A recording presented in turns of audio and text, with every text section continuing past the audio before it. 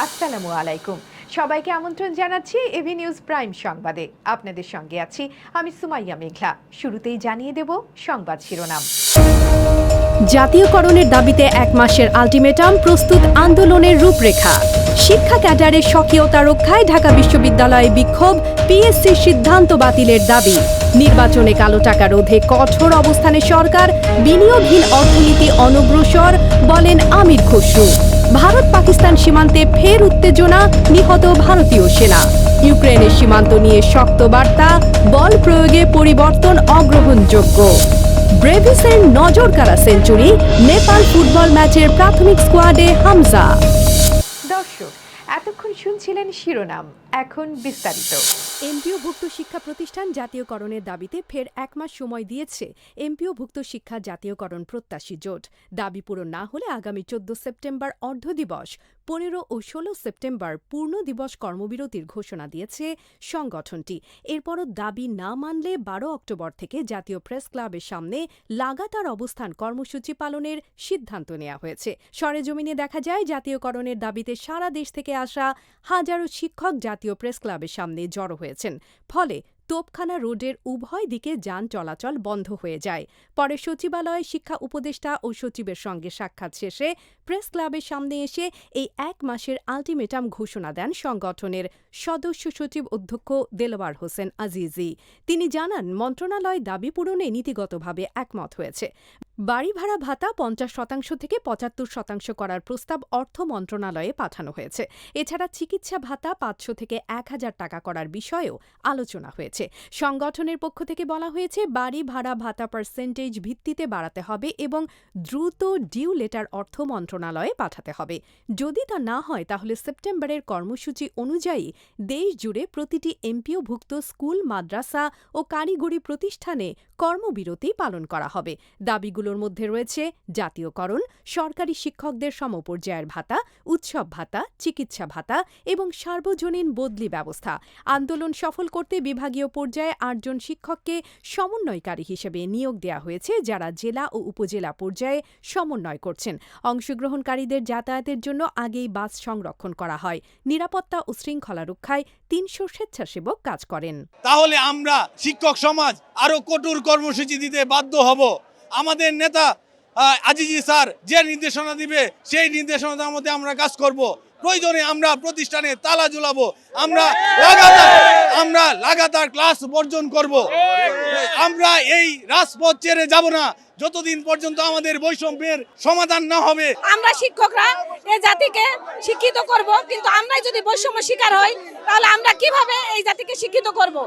আমাদের এখানে আমরা চিকিৎসা ভাতা বলেন, বাড়ি ভাড়া বলেন এবং বেতন বৈষম্য, সব দিক থেকে আমরা বৈষম্য শিকার হচ্ছি। বিগত সরকারের আমলেও আমরা এই বৈষম্য শিকার হয়ে আসছি। আজও আমাদের কোনো উন্নতি হচ্ছে না। আমরা সরকারি নিয়ম অনুযায়ী যে চিকিৎসা ভাতাটা পায় সবাই, আমরা সেটা চাচ্ছি। বাড়ি ভাড়া সরকারি কর্মকর্তারা বা আমরা বিভিন্ন সময় বেসরকারি শিক্ষা প্রতিষ্ঠানের শিক্ষকরা অবহেলিত। আমাদের বর্তমানে মাত্র ১,০০০ টাকা বাড়ি ভাড়া দেয়। এটা কোনো সভ্য জগতে আছে কিনা আমার জানা নাই। আমরা আজকে এখানে সমবেত হয়েছি বেসরকারি শিক্ষকদের বাড়ি ভাড়া, চিকিৎসা ভাতা সর্বোপরি জাতীয়করণের উদ্দেশ্যে আমরা এখানে সমবেত হয়েছি। আপনারা জানেন, এবং এই বেসরকারি শিক্ষক সমাজ তারপরে সে একটি বেসরকারি শিক্ষা প্রতিষ্ঠানে চাকরি পায়, কিন্তু অতীব দুঃখের বিষয় হলো সেখানে একজন এন্ট্রি লেভেলের একজন শিক্ষককে ১২,৫০০ টাকা দেওয়া হয়। সর্বসাফল্য সে ১৩,২৫০ টাকা বেতন পায়, যা বর্তমান সময়ে অনুপযোগী। বর্তমান সময়ে ১৩,০০০ টাকা দিয়ে একটি মানুষের জীবনযাপন এবং পরিবার চালানো কোনোভাবে সম্ভব নয়। আমাদের দাবি সরকারি নিয়মে বাড়ি ভাড়া। বাংলাদেশ সরকারি কর্মকমিশন পিএসসি কর্তৃক শিক্ষা ক্যাডারের ম্যানেজমেন্ট বিভাগে অন্যান্য বিভাগের অন্তর্ভুক্তির সিদ্ধান্তের বিরুদ্ধে তীব্র প্রতিবাদ জানিয়েছেন ঢাকা বিশ্ববিদ্যালয়ের ব্যবস্থাপনা বিভাগের শিক্ষক ও শিক্ষার্থীরা। বুধবার জাতীয় প্রেস ক্লাবের সামনে আয়োজিত মানববন্ধনে তারা এই সিদ্ধান্তকে স্বৈরাচারী ও অযৌক্তিক বলে অভিহিত করেন। ব্যবস্থাপনা বিভাগের ২৭তম ব্যাচের শিক্ষার্থীরা বলেন, সূচনা লগ্ন থেকেই ব্যবস্থাপনা বিভাগে স্বতন্ত্র শিক্ষা ক্যাডার চালু আছে।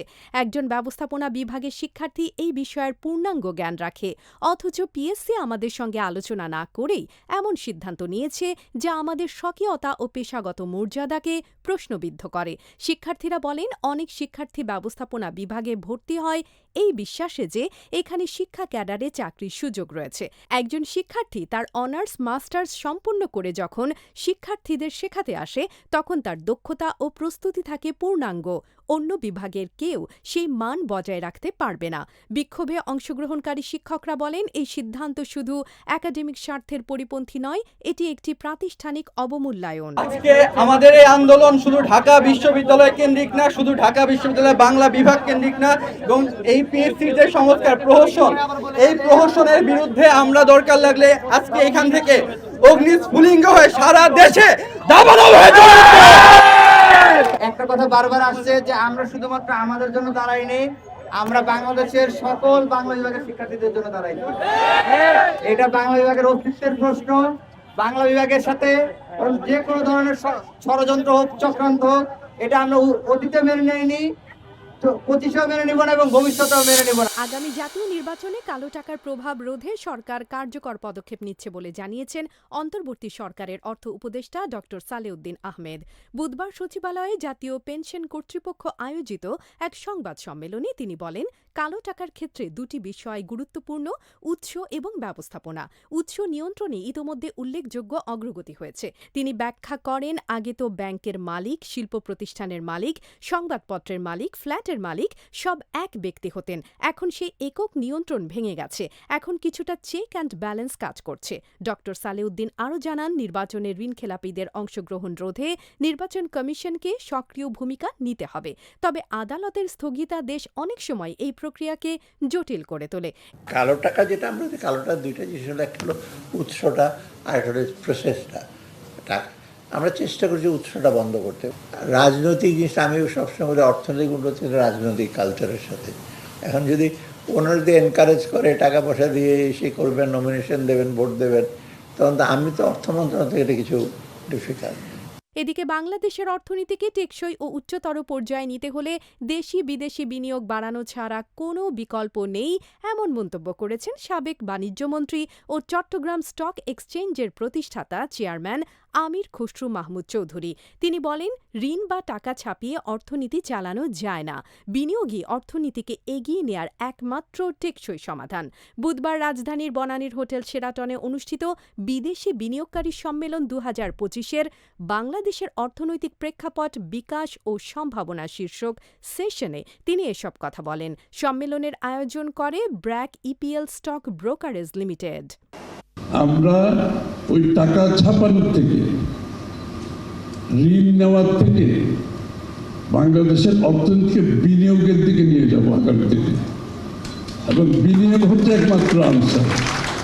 বিনিয়োগের বাইরে দিয়ে অন্য কোনো উপায়ে অর্থনীতিকে সাস্টেইনেবল, টেকসই করা যাবে না, এবং আমরা সকলে মিলে সেই কাজটা করতে যাচ্ছি, সেই প্রস্তুতি নিচ্ছি। আগামী দিনের বাংলাদেশের জন্য দেশি বিনিয়োগ, বিদেশি বিনিয়োগ এবং ক্যাপিটাল মার্কেটকে আমাদেরকে উচ্চ পর্যায়ে নিয়ে যেতে হবে। কাশ্মীর সীমান্তে আবারও ছড়িয়ে পড়েছে উত্তেজনার ছায়া। 12 আগস্ট গভীর রাতে সংঘটিত গোলাগুলিতে প্রাণ হারিয়েছেন এক ভারতীয় সেনা, যা দুই দেশের মধ্যে সাম্প্রতিক যুদ্ধবিরতির পর প্রথম বড় ধরনের সংঘর্ষ। ভারতীয় সেনাবাহিনীর দাবি, পাকিস্তান সেনাবাহিনীর সহায়তায় সন্ত্রাসীরা সীমান্ত পেরিয়ে অনুপ্রবেশের চেষ্টা চালায় এবং সেই সময় সংঘর্ষের সূত্রপাত। ভারতীয় সূত্র অনুযায়ী অনুপ্রবেশকারীরা সাধারণ সশস্ত্র অনুপ্রবেশকারী নয়, বরং তারা পাকিস্তান সেনাদের সক্রিয় গুলিবর্ষণের সহায়তা পেয়েছে। পাল্টা গুলি চালালে সংঘর্ষ তীব্র হয় এবং ভারতীয় এক সেনা গুরুতর আহত হয়ে ঘটনাস্থলেই মারা যান। দুর্যোগপূর্ণ আবহাওয়ার সুযোগ নিয়ে হামলাকারীরা পালিয়ে যায়, যদিও অনুপ্রবেশ ব্যর্থ হয়। এপ্রিল মাসে পেহেলগামে ভয়াবহ হামলার পর দুই দেশ পাল্টাপাল্টি হামলায় জড়িয়ে পড়ে এবং পরে যুদ্ধবিরতিতে সম্মত হয়। সেই যুদ্ধবিরতির পর এই প্রথম সীমান্তে এমন সরাসরি সংঘর্ষ ঘটল।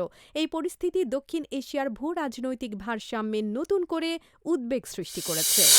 আসন্ন যুক্তরাষ্ট্র রাশিয়ার শীর্ষ বৈঠকের প্রাক্কালে ইউরোপীয় ইউনিয়নের নেতারা এক কণ্ঠে জানিয়ে দিয়েছেন ইউক্রেনের আন্তর্জাতিক সীমান্ত বল প্রয়োগে পরিবর্তন করা যাবে না। এই বার্তা এসেছে এমন এক সময় যখন আলাস্কায় প্রেসিডেন্ট ট্রাম্প ও প্রেসিডেন্ট পুতিনের মধ্যে ইউক্রেন সংকট নিয়ে আলোচনার প্রস্তুতি চলছে এবং ইউরোপ জুড়ে উদ্বেগ বাড়ছে। ইইউর ২৬টি সদস্য রাষ্ট্রের নেতারা এক যৌথ বিবৃতিতে বলেছেন ইউক্রেনের জনগণকে তাদের ভবিষ্যৎ নির্ধারণের স্বাধীনতা দিতে হবে। ভূখণ্ডের অখণ্ডতা এবং আন্তর্জাতিক আইন মেনে চলার ওপর জোর দিয়ে তারা স্পষ্ট করেছেন রাশিয়ার দখলকৃত অঞ্চলকে কোনোভাবেই আইনি স্বীকৃতি দেয়া যাবে না। বিবৃতিতে আরও বলা হয়েছে ইউক্রেনের সীমান্ত নিয়ে কোনো সিদ্ধান্ত ইউক্রেনকে বাদ দিয়ে নেওয়া যাবে না। শান্তি আলোচনার পূর্বশর্ত হিসেবে যুদ্ধবিরতি বা সংঘাত হ্রাসের প্রয়োজনীয়তা তুলে ধরা হয়েছে। ইউরোপের নিরাপত্তা ও স্থিতিশীলতার স্বার্থে ইউক্রেনের আত্মরক্ষার অধিকারকে সমর্থন জানিয়ে ইইউ সামরিক, অর্থনৈতিক ও কূটনৈতিক সহায়তা অব্যাহত রাখার প্রতিশ্রুতি দিয়েছে। টি-20 ক্রিকেটে দক্ষিণ আফ্রিকার তরুণ ব্যাটার ডেওয়াল্ড ব্রেভিস যেন এক নতুন অধ্যায়ের সূচনা করেছেন। অস্ট্রেলিয়ার বিপক্ষে সিরিজে তার রেকর্ড গড়া সেঞ্চুরি শুধু ম্যাচের গতিপথই বদলায়নি, বদলে দিয়েছে আন্তর্জাতিক র্যাঙ্কিংয়ের চিত্র। মাত্র নবম আন্তর্জাতিক টি-20 ম্যাচে ১২০ রানের ঐতিহাসিক ইনিংস খেলে তিনি এক লাফে ৮০ ধাপ এগিয়ে পৌঁছেছেন ব্যাটিং র্যাঙ্কিংয়ের ২১তম স্থানে। এই ইনিংস তাকে দক্ষিণ আফ্রিকার ইতিহাসের সর্বকনিষ্ঠ এবং দ্বিতীয় দ্রুততম সেঞ্চুরিয়ান হিসেবে প্রতিষ্ঠিত করেছে। আইসিসির সদ্য প্রকাশিত র্যাঙ্কিংয়ে ব্রেভিসের উত্থান ছাড়াও দেখা গেছে আরও কয়েকটি উল্লেখযোগ্য পরিবর্তন। দক্ষিণ আফ্রিকার বিপক্ষে দুর্দান্ত ফর্মে থাকা অস্ট্রেলিয়ান ব্যাটার টিম ডেভিড প্রথমবারের মতো ঢুকে পড়েছেন শীর্ষ ১০-এ। অবস্থান এখন ১০ম। ক্যামেরন গ্রিন এগিয়েছেন ৬ ধাপ, অবস্থান ১৭তম। প্রোটিয়া ব্যাটার থ্রিস্তান স্টাবস ১২ ধাপ এগিয়ে ২৮তম এবং রায়ান রিকেলটন ৪৫ ধাপ এগিয়ে পৌঁছেছেন ২১তম স্থানে। টি-20 ব্যাটিং র্যাঙ্কিংয়ের শীর্ষে রয়েছেন ভারতের অভিষেক শর্মা, তার ঠিক পরেই দ্বিতীয় স্থানে তিলক ভার্মা এবং তৃতীয় স্থানে ইংল্যান্ডের ফিল সল্ট। বোলিং বিভাগে শীর্ষ ৩-এ রয়েছেন যথাক্রমে জ্যাকব ডাভি, আদিল রশিদ এবং আকিল হোসেন। এদিকে ফুটবলে নতুন প্রত্যাশা তৈরি হয়েছে সেপ্টেম্বরে কাঠমান্ডুতে অনুষ্ঠিতব্য বাংলাদেশ-নেপাল প্রীতি ম্যাচকে ঘিরে। ৬ ও ৯ সেপ্টেম্বর ২ ম্যাচে মুখোমুখি হবে দুই দেশ। বাংলাদেশ জাতীয় দল ইতিমধ্যে ক্যাম্প শুরু করেছে, তবে কানাডা প্রবাসী সামিত সোম ক্লাব ম্যাচের কারণে খেলবেন না। ইংলিশ প্রিমিয়ার লিগে খেলা হামজা চৌধুরীকে দলে আনার জন্য তার ক্লাবের সঙ্গে যোগাযোগ করছে বাফুফে। জাতীয় দলের ম্যানেজার আমির খান জানিয়েছেন সামিতের ক্লাব ম্যাচ থাকায় তাকে প্রাথমিক তালিকায় রাখা হয়নি। হামজা রয়েছেন তালিকায়। ফিফার নিয়ম অনুযায়ী ম্যাচের ৭২ ঘণ্টা আগে ক্লাবকে খেলোয়াড় ছাড়তে হয়, তবে ফেডারেশন ক্লাবের সঙ্গে জটিলতায় যেতে চায় না। হামজা চৌধুরীকে দলে অন্তর্ভুক্ত করতে মরিয়া বাফুফে। হামজা রয়েছেন প্রাথমিক তালিকায় এবং তার অংশগ্রহণ নিয়ে আশাবাদী ফেডারেশন। দর্শক, এতক্ষণ আমাদের সঙ্গে থাকার জন্য ধন্যবাদ। সর্বশেষ সংবাদ পেতে ভিজিট করুন আমাদের ওয়েবসাইট www.abnewsinternational.com-এ। সেই সঙ্গে নিয়মিত ভিডিও নিউজ পেতে আমাদের ফেসবুক পেজ ও ইউটিউব চ্যানেলে চোখ রাখুন।